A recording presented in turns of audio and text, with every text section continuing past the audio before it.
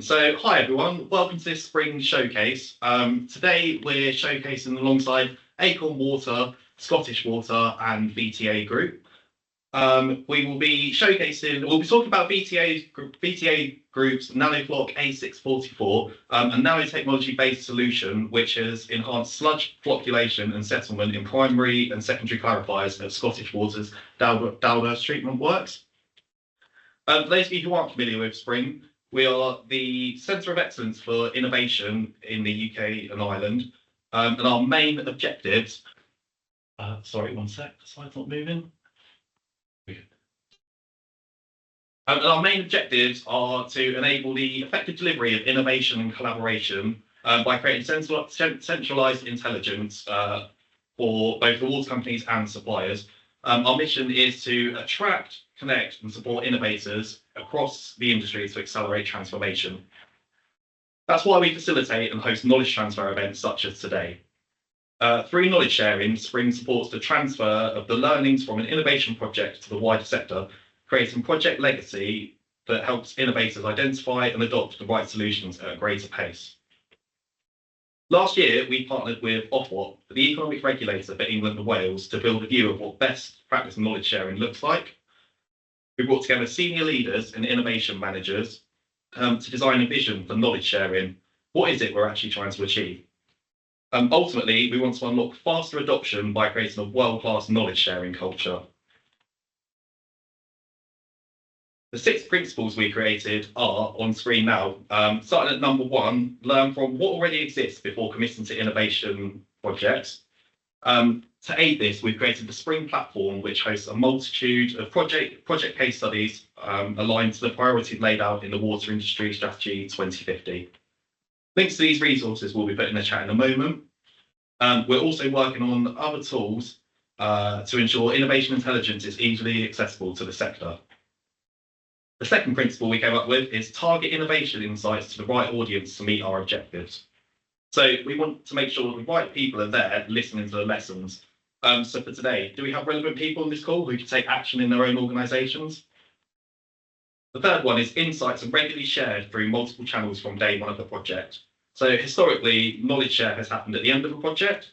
We want to start moving towards a model where we start from day one. The fourth one, set the knowledge is open and centralised. We want to make sure that we're all being open and honest when it comes to knowledge from innovation projects.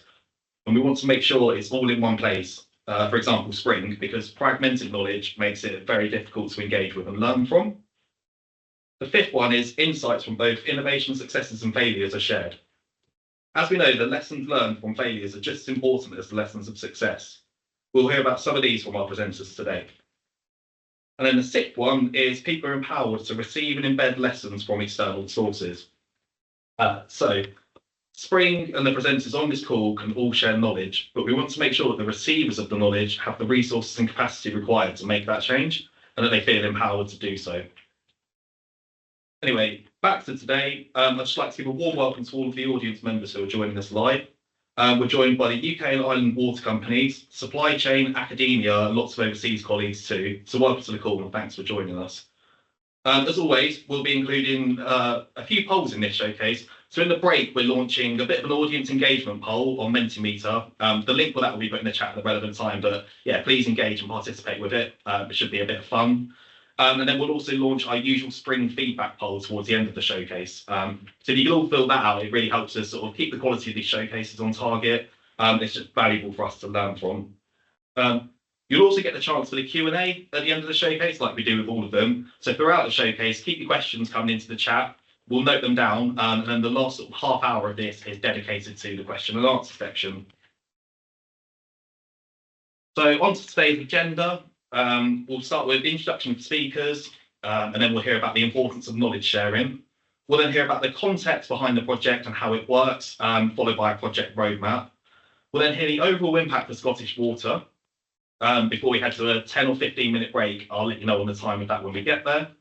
We'll then come back for a lessons learned section, and then we'll head into questions and answers. And then finally from me, just wanted to introduce our speakers today. So there's me, I'm Ellis Collins from Spring. We've got Nathan Wild from Scottish Water. We've got Aidan Holland from Acorn Water. Jamie Hesketh from Scottish Water, Daniel Selly from VTA, and Zach Mason from Scottish Water. And with that, I'll now pass over to our first presenter, who is Nathan. Thank you. Morning all. I'm Nathan Wheeler. I'm the area manager for wastewater operations in the West in Scottish Water.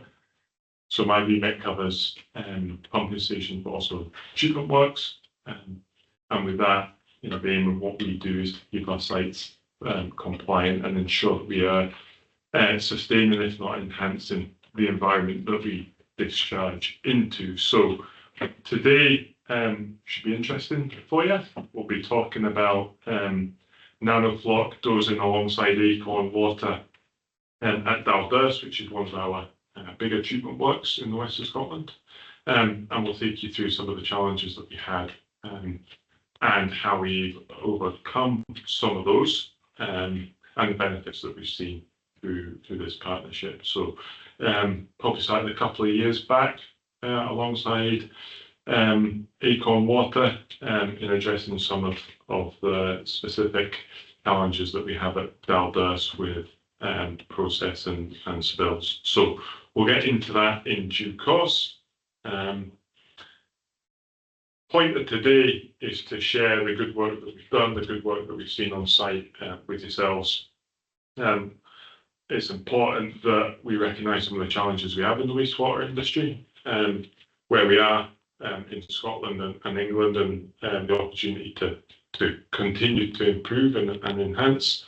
And by using supply chain and experts in the field, they enable us to do that. So if you get something out of today, fantastic. There's a lot of good stuff that we've trialled, and hopefully you take some of that home with you, your business and the industry. As I said, it's about Dalderse, but we have a challenge across a lot of treatment works in the UK and Scotland, with performance, with growth, with the rate of development, and all that adds up into some quite sizable challenges. So what can we do proactively in operations to mitigate some of those risks? And how can we give ourselves a best performing works that's possible? In Scottish Water, our aim is to enhance the environment that we discharge into, but doing that sustainably, both financially and ensuring that we hit our net zero targets as well, which is a big one for us. So we look at innovation, we look at contractors, we look at supply chain, and we are open to trying new things. It's a big part of what we do is by trialing technologies, adopting new technologies. So a good example of that we'll take you through today as well. We're performing well. 87% of the receiving waters are classified as good, but we want that to be higher. We're always pushing that. So we are a big environmental player in Scotland, so we need to do everything we can at every opportunity to make sure that we enhance and not rest on our laurels or get complacent with our site's performance as well. So that's what we do, that's what everybody in wastewater is involved with, that's what all our supporting teams are involved with, and that's what we're driving for. We're incredibly proud of our environment that we have in Scotland, and we're proud as a business to be driving improvements in that. If we can leave it in a better position for our kids and our grandkids, then we're doing the right thing. And I know myself, my team and our colleagues are definitely vested in that.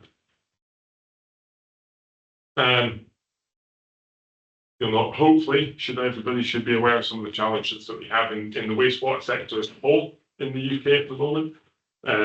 A lot of publication in the media, rightly so, on spill performance, on final effluent performance, on environmental harm from the wastewater, but a load of different industries.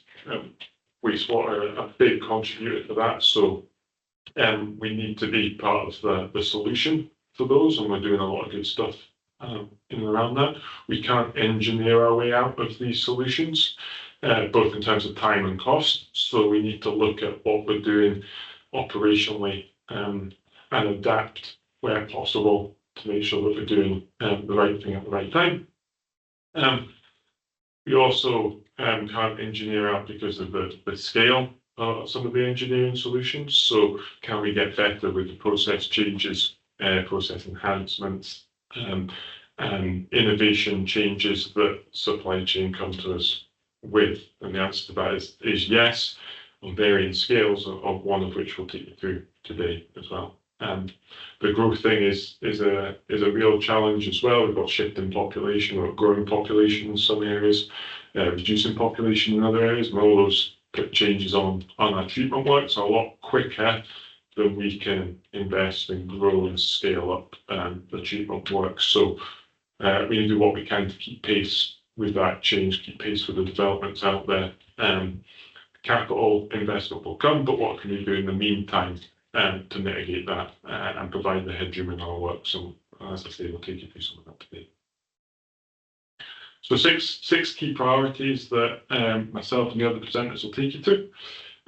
Reducing spill events at work, so we're talking about treated spill events here, blanket spills, minimising the risk process stability, which comes onto the point too in terms of lower solids, lower BOD. Ammonia. The aim here is to do more with the asset that we're currently doing.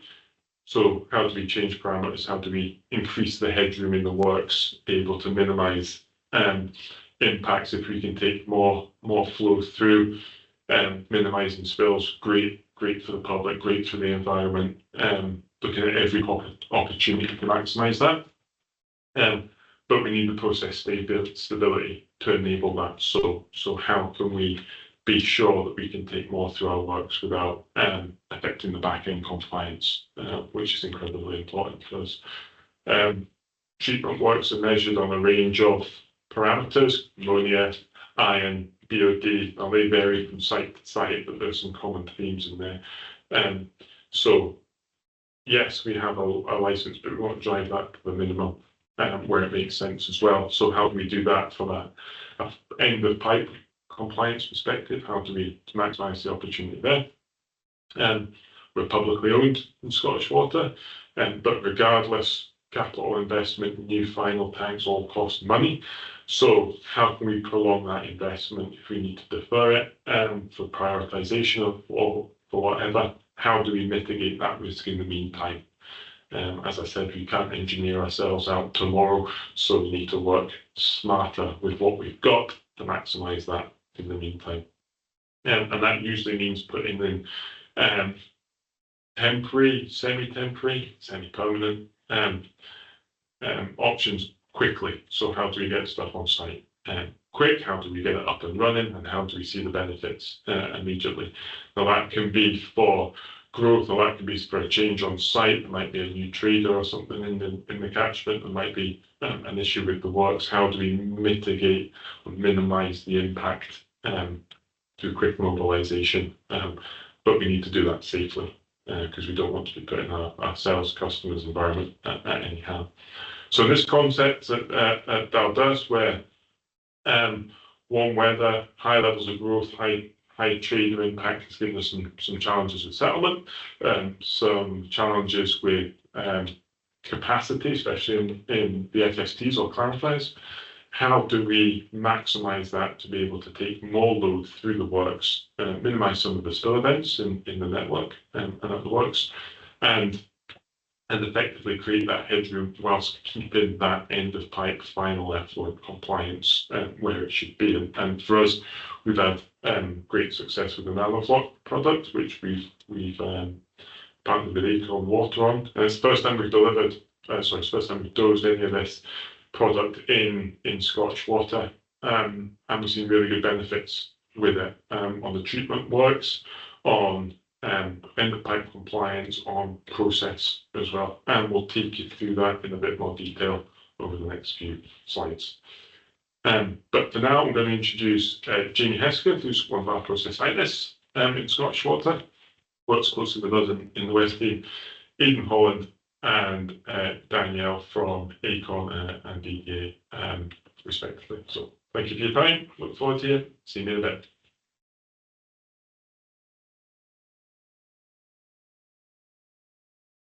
Thanks, Nathan. Morning, everybody. I'm Jamie Hesketh, process team leader with Scottish Water.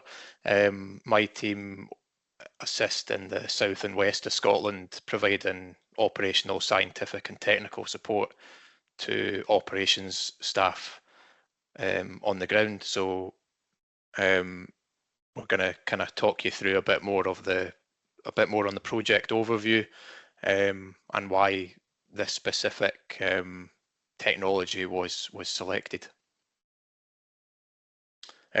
So one of the main things here is it satisfies all the 6 key priorities that Nathan just spoke about, and we were able to engage with Acorn Water on that as well, and get them involved and get them onto site. Yeah, from the perspective of Acorn and Scottish Water, from our point of view, we're an industry leader. We've seen innovations like Nanofloc, or we'd say similarities across wastewater space, being brought into Scottish Water in a number of ways, and we felt that as an industry leader that partnering with Scottish Water would be ideal. Location for Nanofloc to be utilised. But importantly, for those of you joining today who are not familiar with Nanofloc, I think we say it's important to know how it works. So again, this is Daniel from VTA Austria, the manufacturer of the Nanofloc. Yeah, thank you, Aidan. So, well, first of all, I think it's important to spend a few words for me as well as VTA, because I think here the whole point is that our vision and philosophy as a chemical industry is very well aligned with the mission of Scottish Water as well as Acorn Water, because essentially our company invested a lot and decided to point and to focus on technology rather than on producing assets, manufacturing assets, meaning that in 2025, we think we can kind of add value in chemical products in general, rather than use the same old tech and try to reduce costs. So that's our vision, and it's this project. Let's say it's a perfect synthesis of what we think, right? And Nanofloc is surely one of those high-tech products that. Let's say it's a good advertising for our company as a mission, because essentially, given that it contains nanotechnology, nanoparticles in particular, it really gives a very high value, given by the fact that it contains those nanoparticles, because nanoparticles at the nanoscale, they are extremely reactive, so you need very little product to have very high value out of it. And so the way it works is essentially having inside nanomagnets. Okay, nano is 10 to the power of -9 meters, so extremely small. And due to this size, the surface areas of the nanoparticle, it's very high, and therefore the interaction with the media, it's extremely quick and efficient and performing. And what the product is doing at first, and what it has been designed for, is to increase settling at the secondary clarifier, or FSTs, and by essentially flocculating the sludge. It's important to say that this product, it's not coagulant nor a flocculant, so it's a product by its own. It works completely different from metal salts or organic matters, organic polymers. Again, it contains nanotech and other components that we will probably talk about in the next slides. And yeah, and that's why it can be essentially applied everywhere there is an activated sludge plant, like in Dalderse. Yeah, so to move on to the first priority, Jamie, feel free to talk about Dalderse specifically on this. But essentially what you're seeing here is a slide, and I think this is Dalderse data, Jamie. Yeah, so you can see here we've got the kind of blue line. Site has struggled previously with being able to take the relevant effluent through each stage of the process. And what we're ultimately trying to do here is reduce the number of treated spill events through our SSSO. So you can see the orange line, which uses data from the trial period, where we've actually been able to increase the amount of flow going through the treatment works and through to that final stage. So it's a considerable kind of step change between the data from 2023 and the data from 2024, which is when the trial was done. Yeah, so you're getting an average increase then of just over 6,000 meter cube per day. Yeah. So that equates then when we worked out mathematically about 2.2 million meter cube per year of potentially higher than the treated water. So the next slide then we have is it's kind of demonstrating the effects on spill events. So again, we have here 29 recorded in 2023, and we've reduced that by 41%, 17 in 2024. So you can see that the hydraulic load capacity is much improved. So we're working with the same assets here and essentially optimizing them to allow for additional treated capacity. So here you have a video, which I would say it's like a fast forward version of a cylinder test. We call it the one drop test. And usually when we go to sites to start up new sites, we run this test as standard. And on the left, you're going to have your control, and on the right, you are going to have the one drop in the cylinder of 1 litre of mixed liquor.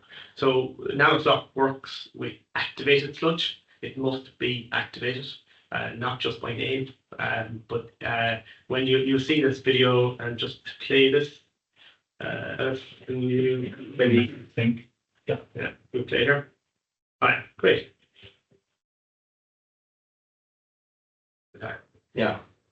So Daniel, if you wouldn't mind. Yeah, well, essentially we can define this as a kind of a compatibility test. So where we actually assess how good is interaction of any activated sludge with the product itself. Here we are only kind of assessing the physical chemical effect of the product. Therefore, how the nanoparticle aggregate the sludge for that's an electromagnetic effect, right? So the nanoparticles are positively charged. A good activated sludge is negatively charged in average, and therefore, yes, you have this very fast interaction between the sludge and the nanoparticles, which aggregate it in larger flux and settle it down. And of course, this is how to say a very simple proof the fact that if you have sludge settling better, you can pass more water through the FSTs, right? But then we will actually also talk about how the we want to move side, right? Yeah. Well, all right. Maybe that's the key priority number 2. But I think the point here is that what you see here is let's say a zoom in on the clarity of the water on the cylinders, right? So the point is that those nanoparticles contained in the product are so small and reactive that they essentially can bind all the finest flux present in water and settle them down. And this is what actually ensure a very low TSS at the outlet, which in my opinion can be also something to consider in wastewater plants where TSR have been taken into account, right? So what we see is general is that with this product you can easily, let's say, target 10 ppm or lower of solids at the exit of the FSTs, right? But what I want to add here is that the product does not contain water, okay? So only because the nanoparticles are so efficient, you don't need a huge amount of them to have this effect. And all the rest of the product is, let's say, a big mixture of different components, which of course stays in the sludge once it's settled and gets recirculated through the rust at the end of the aeration work basin, or let's say the biological reactor, if you want. Okay, and it's in that place that all a different aspect of the product take place, which is the, let's say, this biological effect on biomass, which is part of what's going on, because of course you have a better, let's say, increase in settling because of the nanoparticles, but also because of the improved biocenosis and the better morphology of the flux. Okay, and yeah. We are talking here also about, for example, BOD, ammonia loading in the final effluent. So again, it's not what you would consider as a coagulant or flocculant, because it's, let's say, only a few percentage of the product does that job. And the rest of the product, as I said, is can be seen as a bioactivator, if you want. So it triggers the formation of certain colonies, mostly clarifiers, in the bioreactor, and it also allows to work with simply to work with higher MLSS, which we know means a higher number of bacteria in the oxidation basin, and therefore a better pollutant removal. There is also one aspect which I would like to comment, is that one of the main drawbacks, of course, one of the drawbacks of having high MLSS is that you can have sludge carryover, but that's why nanoparticles have been included in the products. And the other point can be struggling with aeration, right? Because maybe the aeration system at the worst can be already at the limit. And the good thing of the product is that it has an additional component which, let's say, facilitates oxygen exchange between the liquid media and the aerobic bacteria. So it's more efficient, and that's why essentially you can somehow boost, okay, the activity of the biomass. And I think this slide is essentially gives an idea essentially of what I'm talking about. You can see here, this is the ammonia level at the outlet, correct? And we can see that after a few days or weeks, that from the start of the trial, there was a drop in the effluent ammonia. Of course, you need a certain time because to grow your nitrifiers, essentially. So generally it's maybe 2-3 sludge ages. So your sludge needs to grow, proliferate, and live in presence of the nanofloc, and to have the let's say the boost on the biological part. What you get as a settling, what we have seen in the cylinder is essentially a chemical physical effect. So you have it right away if you want. But that's an effect biologically driven, and that's why the product cannot be really considered a metal salt, like a stock coagulant, or an organic polymer coming from the petrochemical industry or whatever. So it's none of the two, even if it looks like a flocculant in this action. There's no flocculant. There is no polymer inside. There is no nitrogen inside. So it's very biocompatible. That's the point. Okay. Thanks. So process stability, everybody is always on the a key priority for especially any plant operator. And again, this is raw data which would have come from Dalderse, and Jamie would say he would be familiar with treatment plants across the Scotland area, and turbidity is kind of like a determining factor, a high level, we say, factor in determining the quality of final effluent. So Jamie, if you wouldn't mind just giving I mean, we generally look at the turbidity in the final effluent as an indicator against BOD. So obviously the site has a BOD consent that we need to achieve, and our operators will focus on turbidity levels. And for us, it's it's about having a stable effluent, and obviously from this graph here, this is data from the trial period.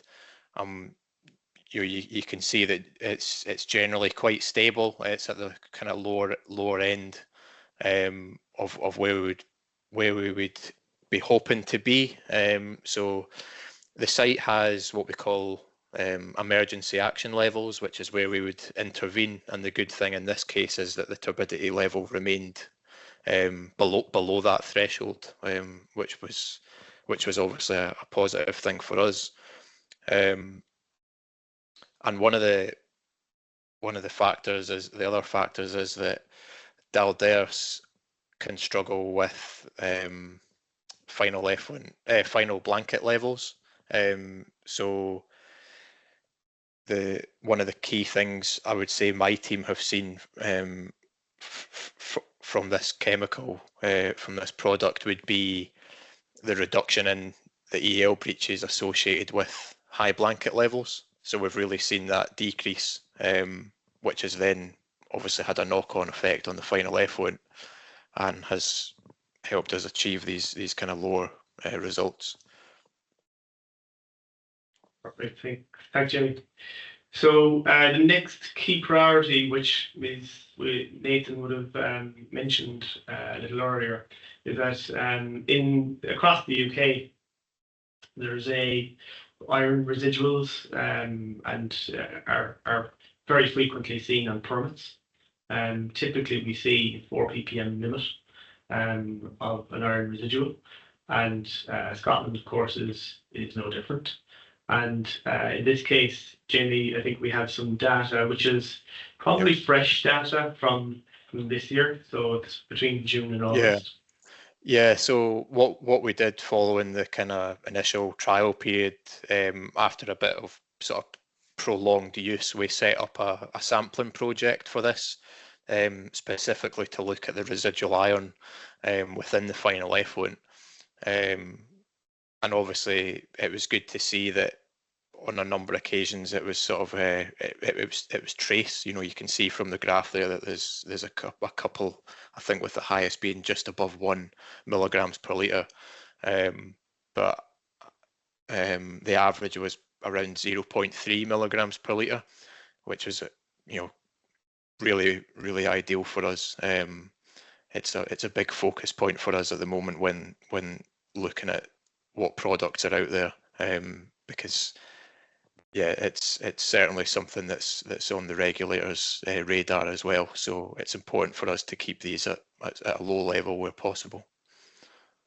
Okay, so in terms of Dalderse, they don't dose ferric sulfate or ferric chloride upstream. So this data is solely based on the use of Nanofloc.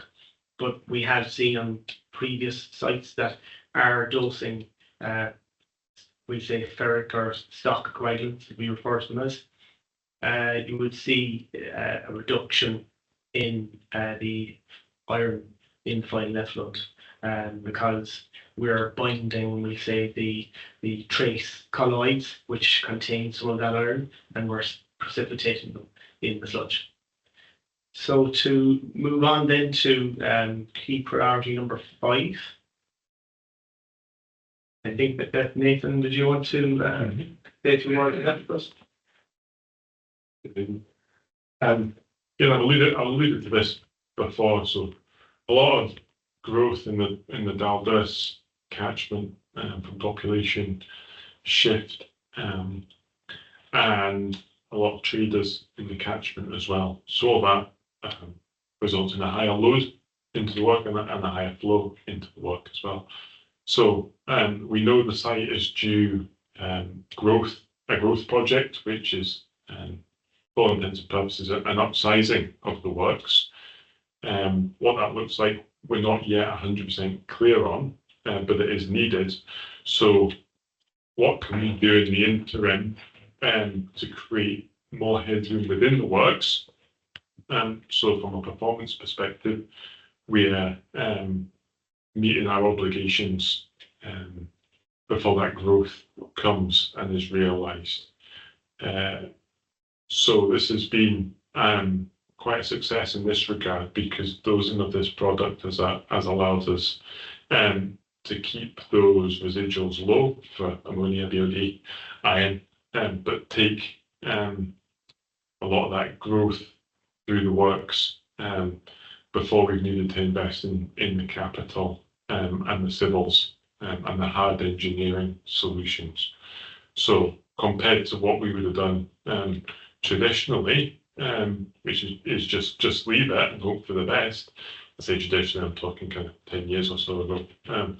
We're now actively working with supply chain, working with suppliers such as Acorn and others to come up with innovative ways to increase that headroom, increase that capacity, and prolong the need for that capex investment. Ultimately, that allows a higher priority to get the funding, and means that the plan and the right design can be put into practice when that hard engineering solution does come. So it's been a good success for supporting that, albeit not the initial driver, but a very high benefit for us off the back of this. Yep, it's great. So in terms of, we say, getting this off the ground, we would have deployed clearly Dalderse didn't have Nanofloc storage facilities on site. So to address those issues at play, we would have deployed an ISO tank, which is situated on chassis at site. We will connect it what's supplied by Aquazone, one of our partners down in Great Yarmouth, an AquaCube and an AquaPoa. And the AquaCube contains the dosing setup, and the POA maintains pressure on the line right at the point of application. So we worked with Aquazone on the final install, and configured and commissioned the system within about 3 weeks from the receipt of our order. We were mobilised and dosing at an initial 20 ppm to charge, what we call charging the system, because we see these aeration plants much like, we say, a large battery, and by charging up the system with Nanofloc, once we're fully charged, we can then replace that with a maintenance dose. And the maintenance dose is used to replace the losses via the waste activated sludge or surplus activated sludge line. If I can add something, I think this is also a, let's say, perfect example of what does it means that the product is not only chemical, physical one, but also biological. Because let's say, of course, at the beginning, you need a higher dose in order to fill up all the volumes of the biological sector of the plant, plus the inlet wastewater coming in. But as the, let's say, the biological effect of the product takes over, you need less and less product to do the same job. So essentially, again, it's a combination of the two. And the more you use it, the longer you use the product, the lower can be the dose in general. And also in this case, we could find a relatively low dose as a maintenance one. Essentially being proactively dosing this on sites that struggle from time to time essentially leads to higher cost efficiencies overall, rather than reactive dosing where you have a much higher dose to try and compensate for the problems at play at a site. Yeah, this kind of approach essentially is not, let's say, you lose all the biological effect of the product. That's the whole idea, right? Because you just kind of try to go for an emergency SOS kind of application, which from our point of view is not it's not really cost efficient. Yeah, so. So from a technical overview, Jamie, if you wouldn't mind just taking on this slide for us. Yeah, I think I think sort of to summarise, really, it's, you know, by using this, ultimately it's gave us better control of our blankets within the final tank, and that's then allow us to, you know, give us a bit more capacity within within the activated sludge plant, which has then, you know, had a positive impact on the hydraulic capacity of the site. So we've been able to take in those additional flows through the site and minimise any treated spills. And while doing so, we've been able to achieve a reasonable final effluent quality with you know, decent turbidity results. Yeah, I think just from past experience on the site and the process team having to deal with a number of sort of breaches with the blanket levels, we've definitely seen a reduction in that. And it's not really a site that's been on the radar recently, because it's generally been under a better control, which is good for us. So that completes the technical overview. So next stage, I might hand you back to Nathan. Yeah, we'll jump on the bit of an overview of how we set up the project and how we got to this point as well. Ross isn't available today, so I can jump in his place.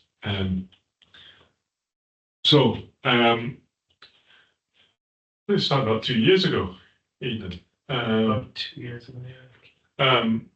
Where we started a discussion on Nanofloc, and it soon became evident that there was an opportunity to consider this for Dalderse, with the unique set of circumstances we have at that site, the size of site, and the opportunity that existed as well. So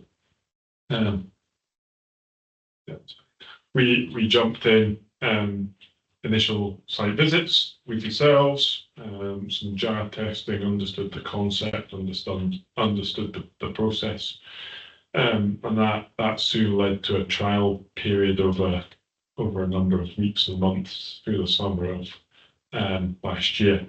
So that was done, and Jamie alluded to it, we put in place a sampling regime to support the process, to support our understanding of the process through that period of time as well. So we took our own site samples through what Zach and the other operators do, and we also took some lab samples just to ensure the two sets were comparable.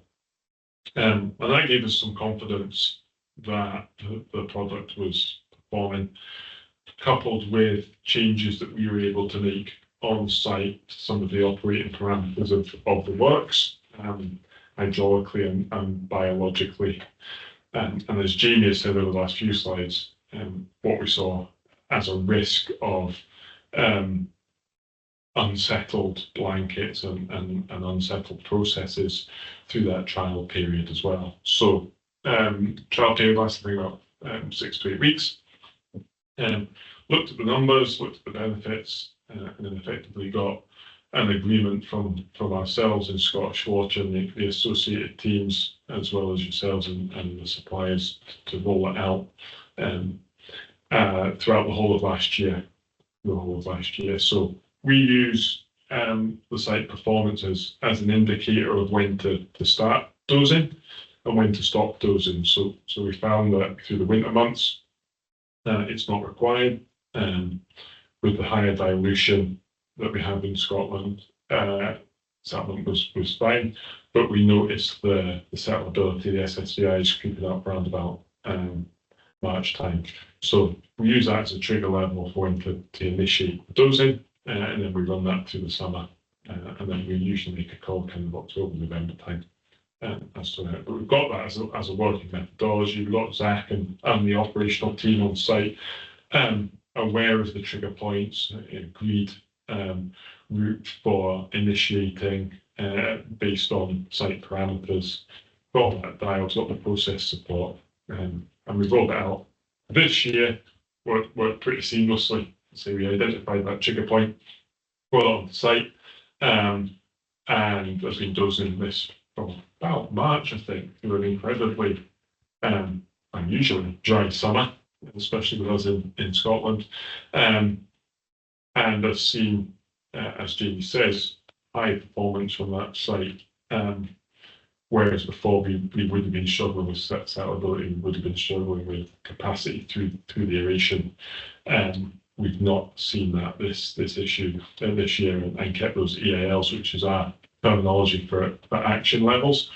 We've kept those breaches to a minimum, which has been fantastic.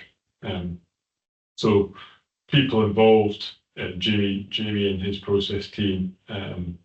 So Jamie, Craig, Jamie O'Shea, I got Zach, Brian Allen on site from the operational team, who are instrumental in getting this up and running and delivering some of the benefits, and then myself and Ross, as well as kind of the supporting teams, all signed up to this, and then Aidan, William, Danielle, themselves from Acorn, along with those in the office, Beth on that. So it's been a good group approach to this. We've done a couple of internal presentations on it as well to showcase the benefits.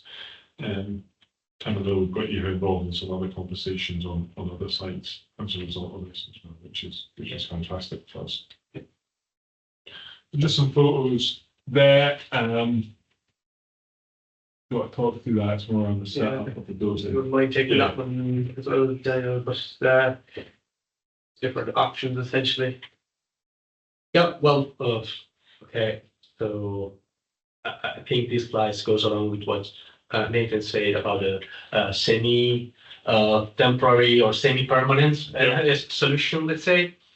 And of course, there are many possibilities. I would say probably let's say the canonical one, the standard one, would be probably to go for some kind of a storage tank, essentially receive the product and essentially control better the dosing. And we spoke also about how really to optimize dosage based on probably maybe on inlet. Let's say there are always room to improve, I would say, and this is what we would probably do in the next future. As I was saying, we as VTA, for example, together with Acorn, can provide different kind of solutions.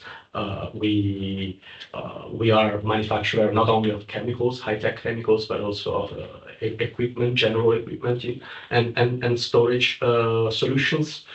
The storage tank would be, again, probably the most stable one, but another solution that we always try to offer our partners are the mobilos, which are essentially a kind of a self-contained container of different kind of storages capacities, where you can simply deploy a container to a certain site.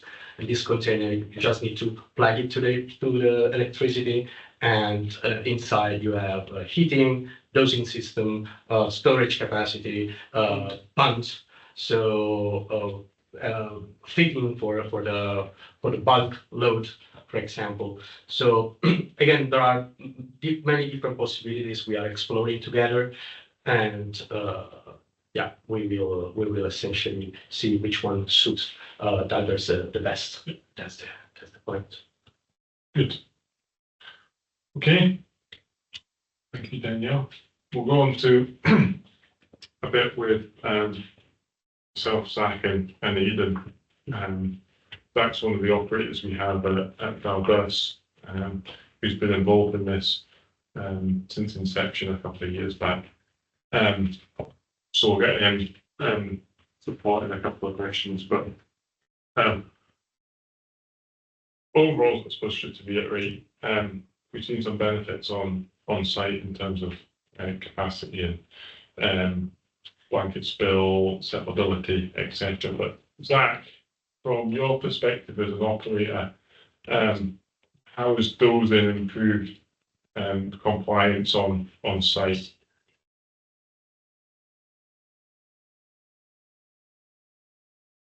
I'd be on mute then. There we go. Yeah. Just with like starting dosing the chemical, we've seen a decrease in the SSVIs that we've been doing on site. So we do one every day, and you were talking about the trigger level. So it was set to on the sheet. It gives an answer when you're putting in your mixed liquor in your SSVI.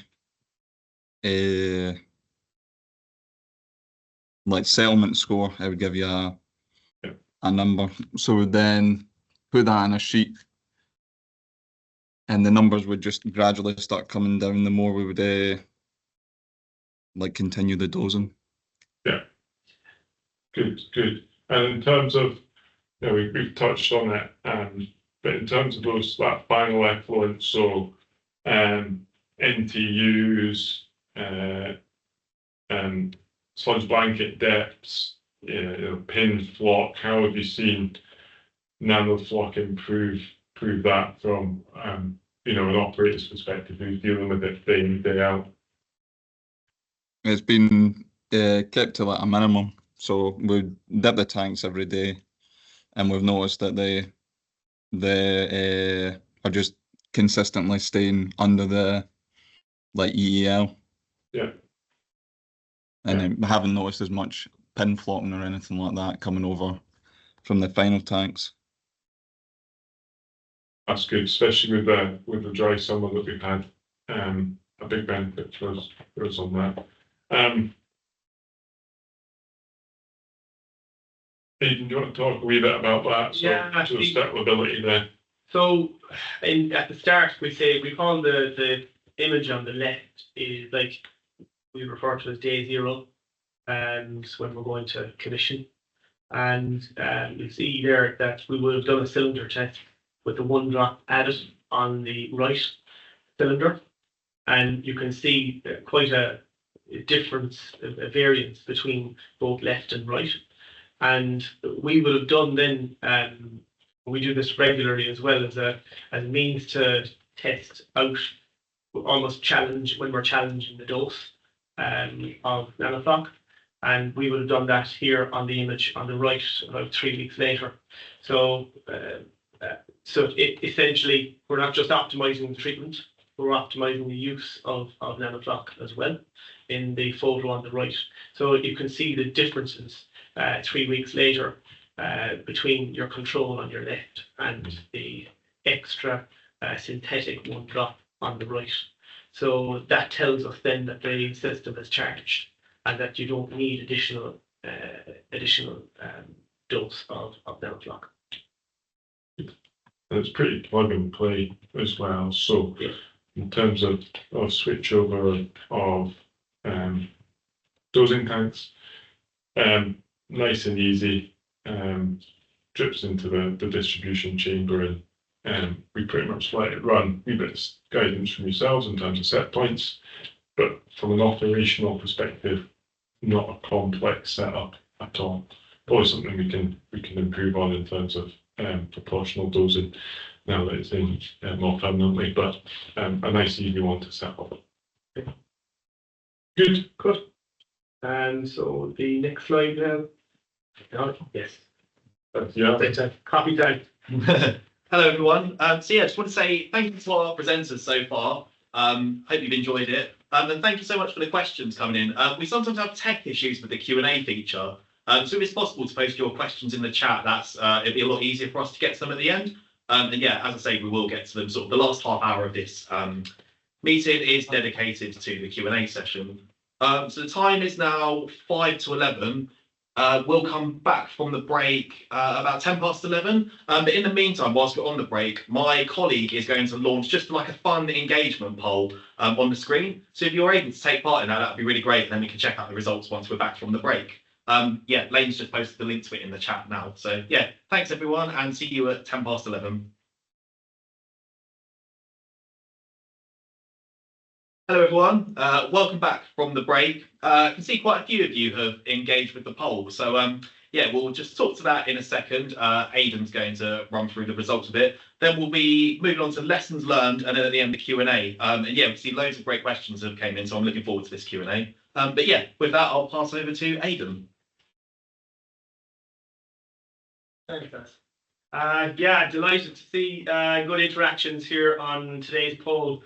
Again, we see 7 peaks, 7 to 5, and it's great to see such interaction. So I think during the break there, myself and Nathan and Daniel were speaking in regards to the nutrients, in fact, and we know that Nanofloc interacts with the biology of a works.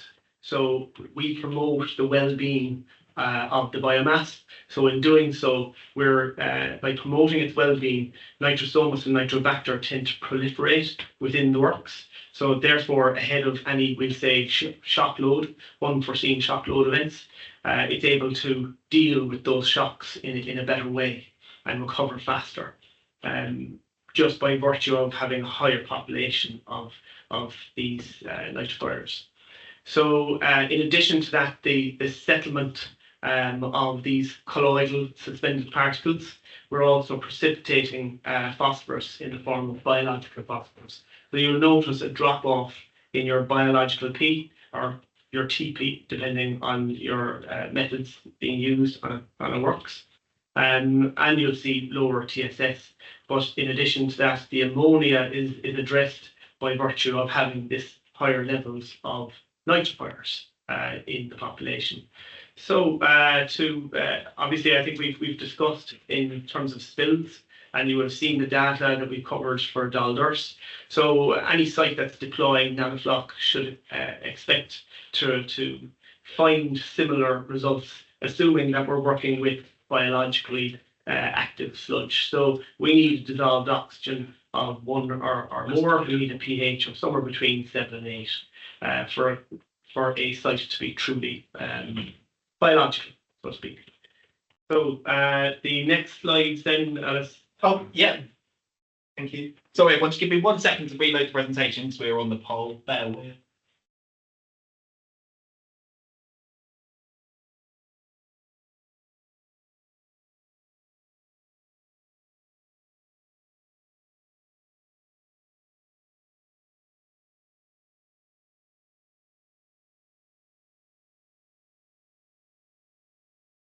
So yeah, I'll pass back over to presenters now for the lessons learned section of this showcase, and there's a clicker. Oh. The lessons learned there. What went well? I think pretty clear in terms of plant performance off the back of this work, both in terms of capacity, process settleability, and final effluent compliance. Aidan, do you want to see the video? This is a video. Do excuse the audio. I kind of got muted there. You don't want to be hearing me. So here on this particular video, you're going to see the channel and the dosing point right there at Nanofloc.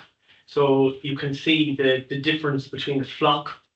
So you have a very loose floc at the start, and then when you dose your Nanofloc, as we walk down the channel, which feeds the central distribution chamber to the FSTs, which so is often the case at these works.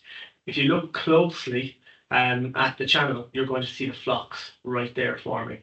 That then is being fed forward right to the chamber just down there, and then that feeds the FSTs.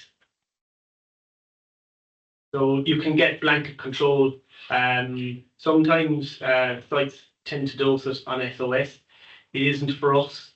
We say the most efficient way of using Nanofloc. If a site has a regular issues, then we would recommend this proactive dosing, which is a much lower dose, and stabilizing the process for the entire year, rather than reacting to when something has gone wrong. So then you have a proliferation of filamentous or something that's rising your sludge or bulking your sludge. Yeah, so from our point of view, I think Jamie, you might interject there as well to outline what you have seen as well in your own experiences. Yeah, I think for us being able to see the difference in SSVI would be the main one for us. I think, you know, just from past experience on this site and seeing the kind of challenges the operators have with the rising blankets, and often, you know, the process team being asked to support with that, I think that's been the main thing for us, has been a noticeable difference in the settlement within the final tanks. Okay. Areas for improvement, we've alluded to it in terms, from our perspective, which we talked about. For the dosing setup, we did this as a trial proof of concept with the ISO tanker and the dosing rig. Not necessarily a lesson, but we know we need to improve the dosing storage setup facility that we have there, make it spec compliant, and there's plans in place within the business to do that at the moment. That's a big one for us, but we needed to prove that it worked before we go down that route, so it served its function. Kino, Zach, from an operational perspective, where there's been any frustrations or any slight niggles that we've had to work around, what's been your take on that?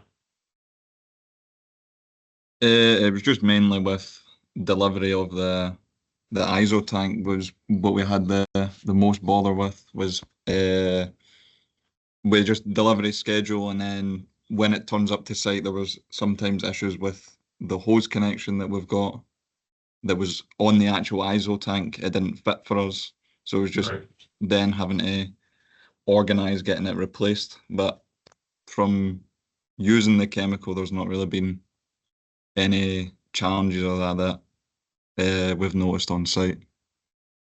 Good. So I suppose probably put that down to teething issues, and also the fact that we don't have the dosing rig, which would take that issue away, wouldn't it? But it's essentially a temporary dosing arrangement that is in Dalderse currently. Yeah. So by installing the more permanent structure, which is again will be in compliance as well with the Scottish Water specs, I think that would essentially address those issues in the longer term. So yeah, fittings on ISO tanks ultimately change from one tank to the next. So that's definitely a learning curve for us. Yeah. But to address those in trials, we are finding out these fittings at the loading station in GTA in Austria. So if those happen again, then we know well ahead of time. So that's a good learning from our point of view for new trials. I think here one of the big plus we have in all this project is communication. Yeah. I think it's the key for success in many aspects of life, if you want. But for sure, here we never had problem with communication between us as manufacturer, distributor, logistics, and you guys, both at the plant and outside the plant. So that's really somehow helped also to overcome issues, difficulties, obstacles. That I think it's pretty normal to find when you once you have an ambitious kind of project. So I would say there was nothing major which couldn't be solved really quickly. And actually, it would have taken much more time if the communication was not good, and that was not the case. So yeah, communication is key. Obviously, on these trial units as well, we do have there is these GSM systems built into it to try and understanding dose. But yeah, improving access to that data on a remote level is probably another level of improvement that we could make, so that we see the data in real time and forecast the usage, so that we can have the next ISO tank in place, positioned, ready for discharge. So that's probably another area I would say of for improvement, I think, that we can make. Good.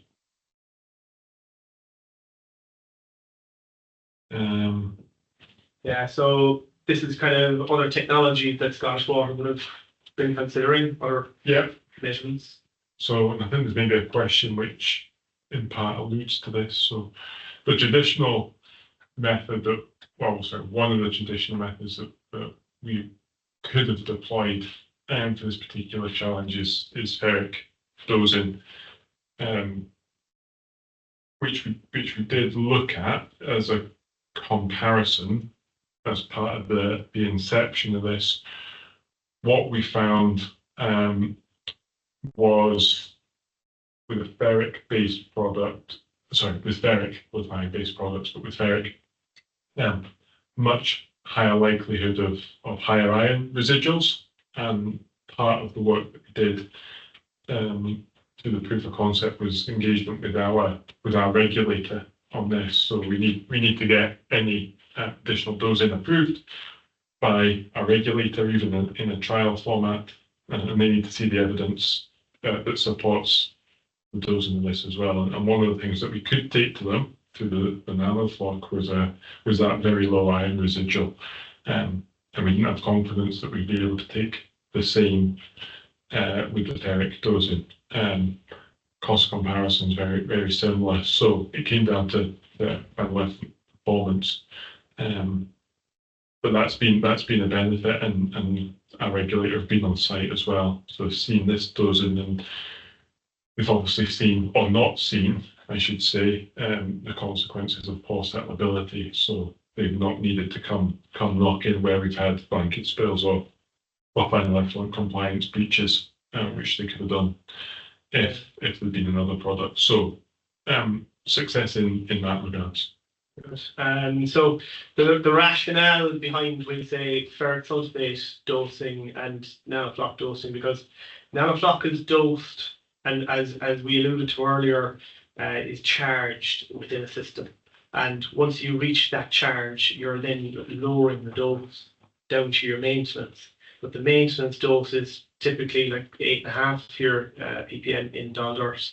It can range, of course, site to site, but 8.5 in Dalderse. So by doing so, we're when you compare a dose of ferric sulfate, you can sometimes, depending, of course, on the site, go from 50 ppm right up to hundreds of parts per million to try and control P's.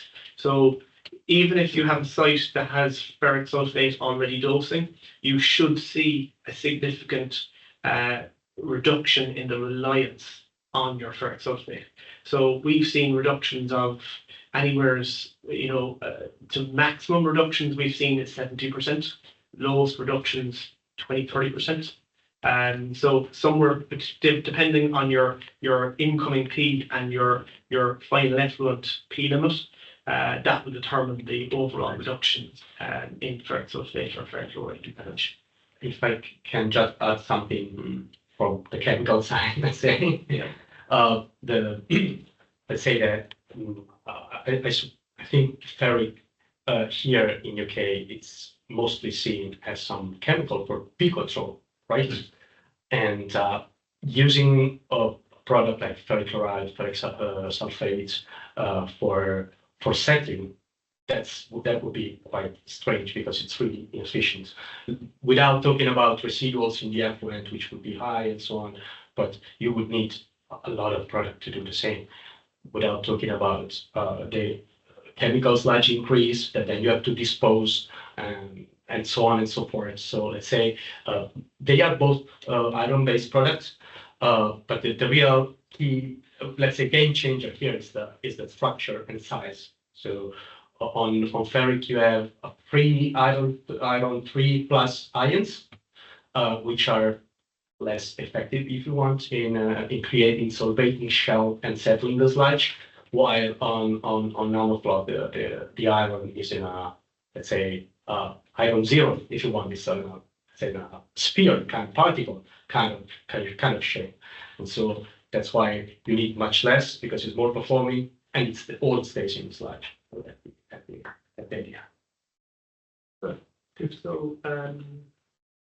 yeah, again, look, for anybody who is interested in a trial at one of their sites, delighted to speak further on it. My email address is there on the screen, or feel free to use the QR code to book a meeting directly with us to discuss a treatment plant you might have in mind. And I think the next one, I think we've quite a few minutes to discuss our Q&A section. Okay. Cool. All right. Yeah. Thanks a lot, everyone. Thanks to the presenters. I'm actually just going to stop sharing the slides for now, so we'll end up back in full screen for the Q&A session.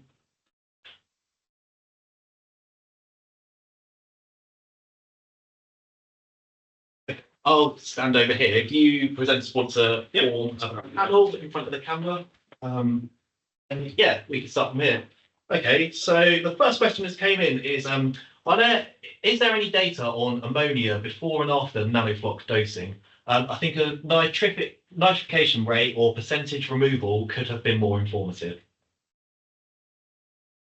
We will have that. We take ammonia samples daily at Dalderse, part of the operational activity that we do on site.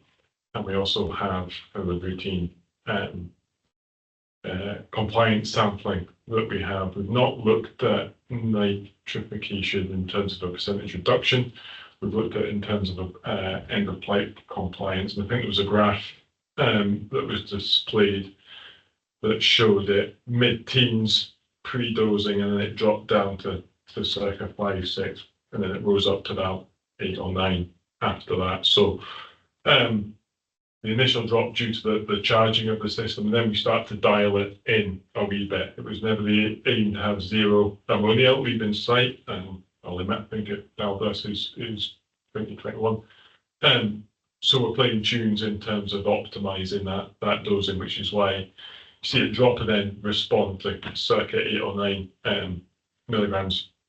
But considering we were setting up kind of 12, 13, 14, especially during the summer months where nitrification can be a challenge with increased load, drier weather, hotter weather on times as well. That performance has, albeit not a driver for dosing, has been our welcome outcome of the dosing. Brilliant. Thanks a lot for that. So next question that came in is, with a longer sludge age, how did you stop filamentous bacteria becoming a problem? So with a longer sludge age, just to backtrack on earlier slides we would have done, we're precipitating the sludge within your FFT. That for every meter cubed of sludge then you're returning, you're sending a concentrated sludge. So therefore you have higher levels of nitrifiers going back into the system. So we're able to assimilate that ammonia more efficiently. In addition to that, we're making the oxygen transfer rate for any existing oxygen that's being put in, we're making it more efficient. Therefore, in the case of Dalderse, even though we were receiving in more, more load, the oxygen didn't drop.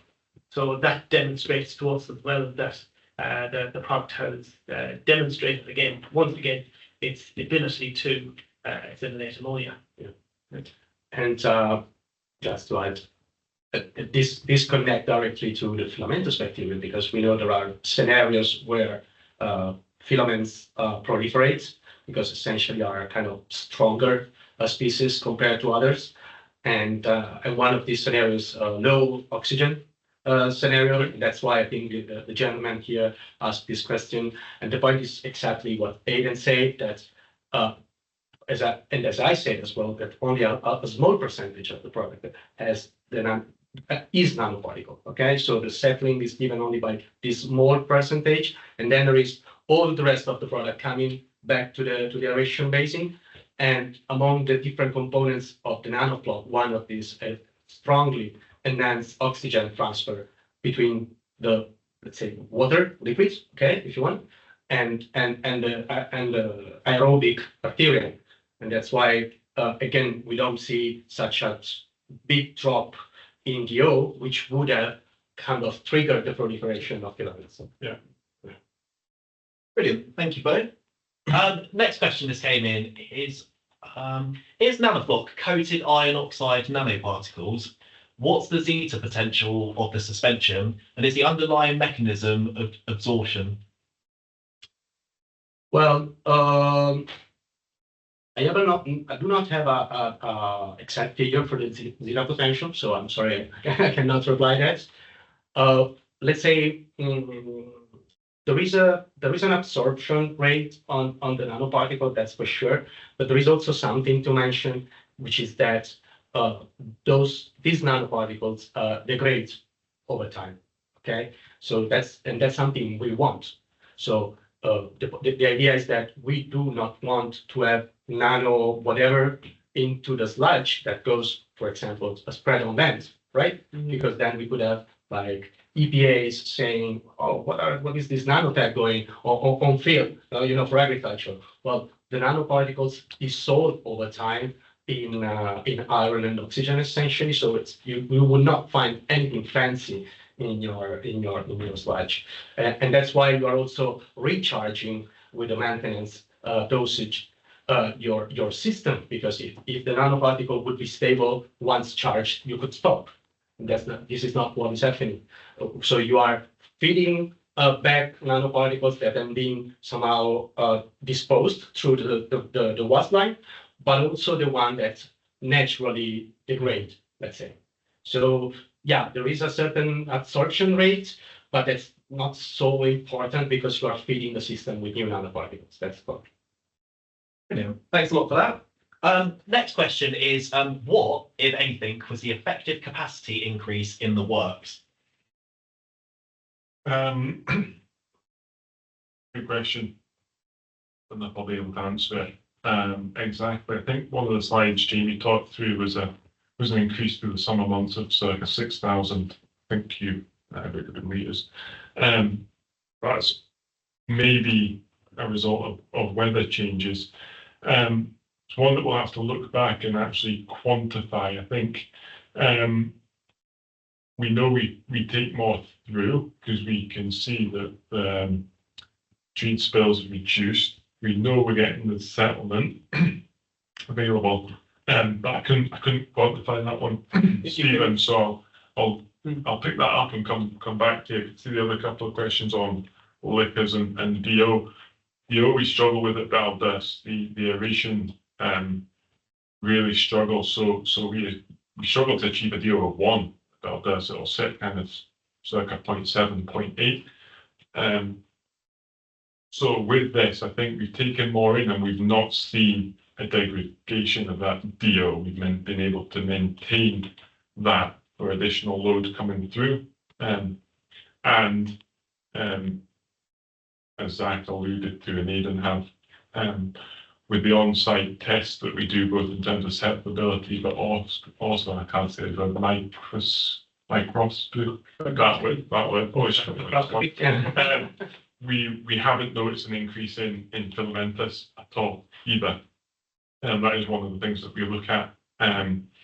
Week in, week out, and keep a track on filamentous index of the site. So we have managed to keep that to a minimum, which is surprising given the low DO, potentially high load, high temperature that we see there. So it is having a benefit. Quantification maybe a bit of a challenge to get that, but I'll look into it and contact you separately on that. Brilliant, thanks for that. And then there was one more question that came from Stephen. I don't quite know if it's related to if you covered it, but it was, why did the ammonia rise again to CA? Yeah, I think I covered that. I think it was on the graph, and that was around getting the high levels with the charging of the system, which brought it right down, and then we optimized based on dosing and let's be honest, cost and performance. So we brought it back up to the 678, which was still a marked reduction on where the plant naturally sat. Brilliant, thank you for that. Next question's from James, who said, does the nanofloc have any effect on the biological treatment as it will be returned with the settled sludge? Yes. Yeah, well, I think we just explained essentially. Again, just to underline the fact that, and this is why we always suggest non-reactive but rather proactive kind of approach, because again, the nanoparticles work, they do the job, but it's much more than that. So essentially, yeah, you can, as we have seen also in that video, you can form these very big flocks that settle very fast, brilliant. But then I would say that probably the most technological part of the product is what it does to the core of your works of an ASP, which is the biological reactor, right? So no filaments, better oxygen exchange. These are all things that somehow hugely stabilize the plants. And for example, what's more stable through hydraulic peaks or through shock loads, COD shock loads, or I don't know, whatever. So the whole idea is to be fitter, to have a fitter biomass. That's what the product does, together with the settling effect.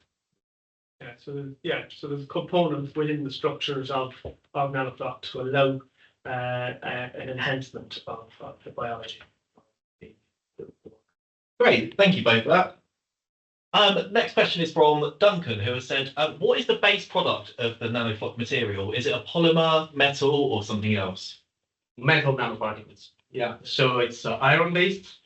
I think again, the big plus is that being nano-structured, you need very little of it, and that's why you don't have to worry too much, let's say, about iron in the Fe. So it's an iron-based product. But let's say the key is not particularly in the metal component, which is part of the nanoparticle, but it's in the nanoparticle itself. So the structure of this iron, let's say. It's important to, I suppose, to highlight that there's no poly in nanofloc. So we have seen in the past where sites have problems with settlement and they've been dosing poly, but no sooner than they dose poly, they've solved one problem but created another inside their aeration. So there is absolutely zero poly within nanofloc. Importantly, you can dose nanofloc at a higher dose in treatment works, and especially smaller works that don't have their own dewatering capacity. So if they just have simply a thickening tank, then you can dose at, for instance, a maintenance of 20 ppm the dose of nanofloc, and in doing so, you can increase the effective storage size of your thickening tank by threefold. So therefore, then if you're tankering away, 2 or 3 times a week, that might fall to once every, let's say, 10 days. So that dramatically reduces sludge tankering. It increases, we say, capacity, and uses more efficiently the capacity of your sludge tankering equipment and your drivers and cost. Nice, thanks a lot. Next question is from Joel, who has said, this pond, is the product being used all year or only during part of the year? I think I answered that. Yeah. It's trigger based, so since summer, but it's through the warmer months, and then last couple of years, last year, and I expect this year we'll be able to turn it off. So end of October, November time. Brilliant, thank you. Next question from Rowan, who has said, hi, are the SSSBI improvements standard 3,500 milligrams a litre? How long were the ammonia improvements maintained? I think the evidence for the SSBIs was done, I don't know if it was 3,500, but it was a standard comparison using the same liquor concentration without and with dosing. In terms of the ammonia benefits, they've lasted as long as we've been dosing effectively. Now into the wet season, you might get natural dilution to the catchment. So your ammonia naturally at that site especially comes down to single figures. But without going off at too much of a tangent, we've had significant changes on the site to digester decommissioning, picket fence thickener, work, and a lot of that century has been returned to the works when we've been doing Nanofloc. So a high load, high ammonia load into there as well. And we've managed to keep that well below the consent limit. So like to like's maybe not comparable, but we've definitely put more load through to the century as well, and maintained our performance where I'm not convinced we would have under previous circumstances. Oh, that's a really good answer. Thank you. Next question's from Stephen, who has said, why was the dosing into the FST distribution chamber? Isn't that leaving money on the table since one will be SAS'd? I would say the standard operating protocol for dosing Nanofloc is straight after oxidation on the FSTs.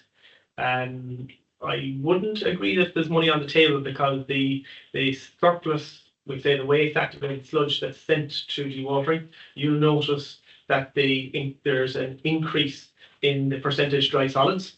Therefore, that will reduce the amount of tankering. You can also dose specifically to your sludge line if depending on the site, and in doing so, that will allow for savings on sludge costs and tankering. So by dosing directly to sludge line about 20 ppm, you'll reduce your tankering and reduce the amount of drivers. Yeah, if I can elaborate a little bit more on this. I think it really depends what you want to do, right? So here in Dalderse, let's say the focus was on hydraulic capacity of the plant, let's say, and therefore you try to dose. Let's say that this is the standard dosing point of the product, because the product is mainly being designed to increase settling, right? So that's where you want the effect to happen right before the FST, in the FST, okay? So the closer, the better. But it's what Stephen, I think it's referring to, are all the side benefits of the product. And in that case, we have cases where maybe problems were others, like, I don't know, like performances in terms of biological performances or energy performances or whatever.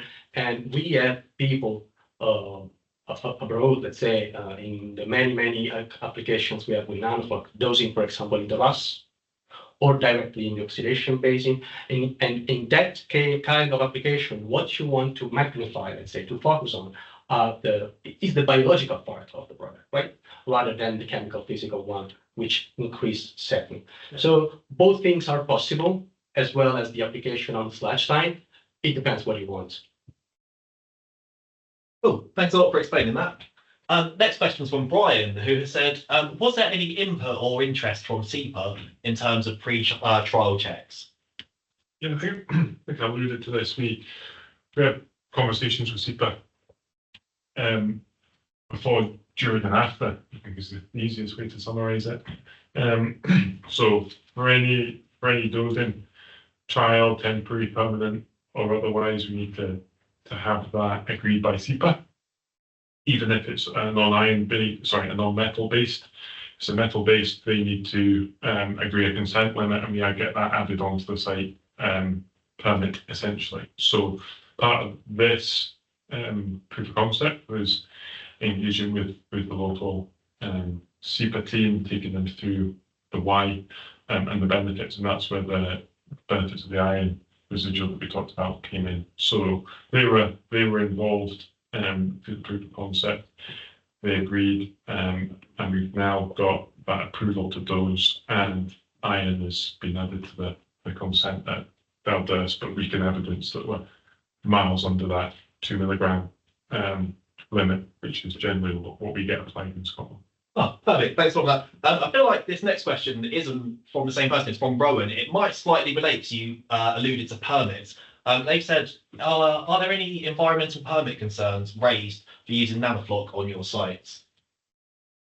Short answer is no. Probably through what we've just said on residuals and overall environmental and compliance improvements. So, yeah. Cool. All right. Thanks a lot for that. Next question is from Stephen again, who said, "Is there any scope to manufacture in Teesside?" Question for Dan. What's the question again? It says, "Is there any scope to manufacture in Teesside?" Well, I don't really know. Yeah, what you were saying? Yeah, look, that's something for, we say, owners of VTA to decide. But obviously, as demand grows, we can see it growing across the UK. So once you reach a certain threshold of demand, then yes, that conversation. Cool. All right. Thanks a lot for that. Next question is from Rowan, who has said, "Are there any perceived concerns on sludge digestion and further sludge to land from using the Nanofloc products?" Good question in the current climate. So we no longer have digesters at Dalderse. So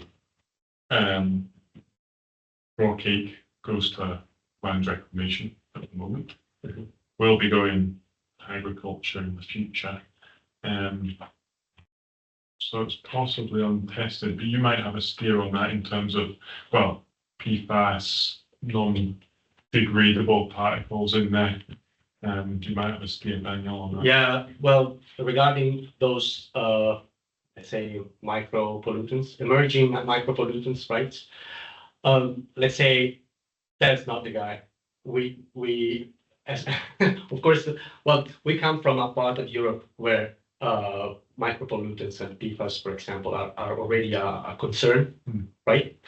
So, for example, we are active. We have a company in Switzerland, where micropollutants are already on tables or effluent limits, and this is what driven our research to the, let's say, a 2.0 kind of release of the product, which is not called Nanofloc anymore, but it's called nanocarbon, and it's a, well, let's say it's a completely different product which address many of the issues that have been addressed by Nanofloc in the last years, hydraulic capacities and loads capacities and so on. I mean, COD load capacities and so on and so forth. But now our main focus, because in the EU it will be shortly, let's say, a problem removing micropollutants. We have already released actually a product which can remove micropollutants, microplastics, and PFAS. Especially, well, we are focusing on the 20 PFAS which are in the EU directive for potable water. Okay, so all these emerging micropollutants can be removed, and when I say removed, I mean they can be trapped in the sludge and removed from water. And the whole idea behind this huge research we have done in the last 8 years, I think, and huge investment from our company, is that we strongly believe that to address this kind of problematic, it's impossible with a capital investment on the so-called quaternary treatment, right? So in the EU directive, and probably there will be something similar here in Britain, they speak a lot about energy neutrality, right? And we really do not understand how you can be energy neutral if you build a quaternary system. So the whole idea behind this new product that we have is to be essentially affordable and to be sustainable and to address the new challenges of the wastewater industry. And apply the necessity to install quaternary treatment. Yeah. So yeah, we are definitely working on that. That's not Nanofloc. That's not let's say the main objective of the product, which I think we have been addressed from different angles here. But yeah, we are working on it very actively, especially against let's say standard technologies, if you want, like ozone or activated carbon powder or activated carbon filters. So wherever we go, we see these technologies like in place after huge investments. And let's say 9 times out of 10, they do not work or they are switched off. So essentially, yeah, let's say there is space for improvement. We will need to do something. We know it's going to change very soon, and we are working on that already. Brilliant, thank you. Next question is from Ewan, who has said, are there any issues further downstream with sludge dewatering in regards to flocculation? Short answer, no, not that we've seen. I would caveat that. But this is the only site that we do Nanofloc on, and we've, as I alluded to, done some significant changes with digesters and thickeners over the past 12 months. So it's probably not immediately comparable, but certainly through trial period last year, no, nothing that Zach and colleagues were reporting into us. We were getting a good cake. You wouldn't expect to, we say, change your polymer as a result of dosing Nanofloc. So there's no water chemical changes that you need to make from perspective of dewatering. Great, thank you. Next question is from Brian, who said, does Nanofloc help to remove phosphorus? And you might just want to double check that. He put P. I'm not too sure of my scientific knowledge. So you see, let's say in some of our earlier slides where we zoomed in and the colloids are much improved. So by pulling those colloids, those naturally include P in the form of biological P. So we're reducing that biological P. You have a direct impact on your TP result. So yes, is the short answer, and you should in turn then need a lesser reliance on your stock coagulants, which might be dosed at site.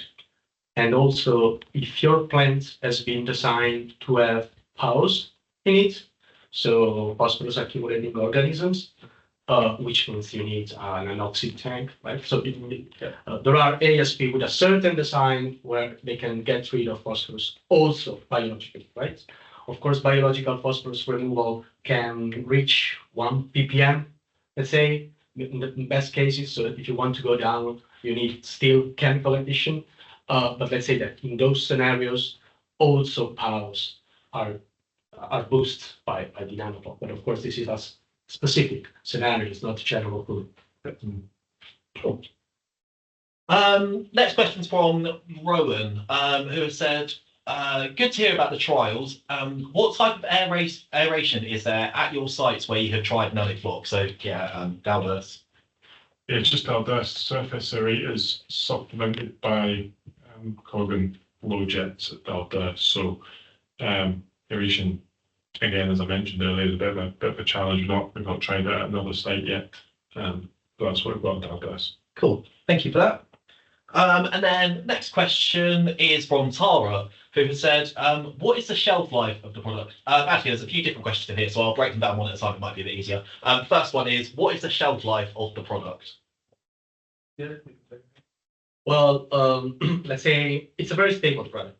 Okay, so let's say full performance is guaranteed for 1 year at least, but we have many cases where, well, not many cases because people tend to use the product, but let's say up to 2 years, there should not be any problem. Again, stability is given by the fact that let's say the product is in a kind of particulated kind of shape. Okay, so it's and it's quite resistant also to temperature fluctuations, I would say.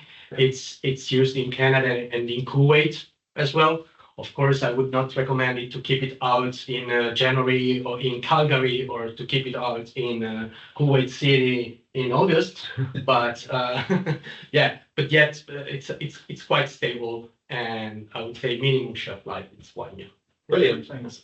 We've seen that as well in storage at our facilities in Cork. We've seen it in stock, let's say in our labs, for instance. And yeah, the product can darken, but it doesn't change the efficacy of the the product. Cool. It's funny you mentioned Canada as well, because the next part of Tara's question was, does cold weather, freezing conditions have any impact? Well, I guess you've already answered that. Well, one second. Oh, sorry. It must not freeze, Okay. because there are some chemical products they can freeze, and when they are the freeze, they still working. This is not. So yeah, please be conscious about this when using the product. But again, so we for example, here we are in Scotland, which is not probably not one of the warmest countries in the world, but still, I don't think you have any problem with the product left outside. So Well, no, but I suppose just on that, we'll run the product down before we turn it off, so we won't sit with a full tanker of product in October. We'll run that down, and then have that sat empty before refilling. Yeah. So we do that with other chemicals as well, where it's seasonal dosing. We tend to run that down. Don't like chemicals sat in lines and in tanks, regardless of the type of chemical it is, and then we'll bring it back online in March, April time. Yeah, that makes sense. One question just from my own curiosity, and no worry, you've not got an answer for it. What temperature would it freeze at? okay, like officially -20 Celsius degree, but I would not challenge less than -10. Less than -10. I mean, wherever you have a wastewater treatment plant that can experience temperatures below -10, it means that there is probably a closed place where you can store. Like there is some storage place where the chemicals are kept. Yeah. In general, nobody would like risk that to go below That is a -10, right? So I don't think that's a huge concern. But yes, if you don't have, I mean, if you are in the middle of nowhere in the northern territories of Canada, probably keep the IBC in a store, in some warehouse, maybe heated warehouse. Yeah, that makes sense. Next part of Tara's question is, are there any issues with the product when stopping dosing for a period of time and then starting up again? So, for example, she thought of pipe blockages. In terms of pipe blockages, no. But I would say that by starting and stopping, you are changing from to a reaction rate. I know Dalderse has an EAL, I think is referred to, where the dose is started. But by having a proactive dose at a low ppm, you're maintaining the biological activity throughout the year. It's a more efficient way of dosing, and you can reach those ultra low doses as well by doing so. Oh, that makes sense. Yeah, thanks a lot for that. Might have time for just the very last part of Tara's question, which is, does Nanofloc require mixing? So plug-and-play solution. No makeup, No makeup. just dose. Nice. All right. I think that just about brings us to the end. So yeah, thank you so much to the presenters for all the hard work you put into the presentation, the really engaging Q&A. Thanks to both of our speakers online. Zoe did a great job, and it was sort of nice to have that back and forth between here and back to the studio, I guess, as such.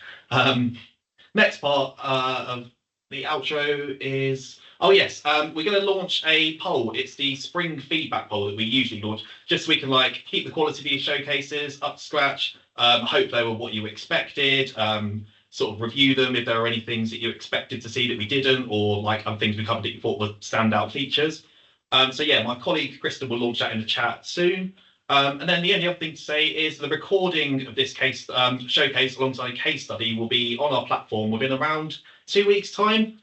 We'll put comms out on our LinkedIn and MailChimp, etc., like our usual channels once that's live. So yeah, thanks again to everyone who joined us, and thanks lots to the audience as well. There were some really great questions that came in there. So yeah, appreciate everyone's time.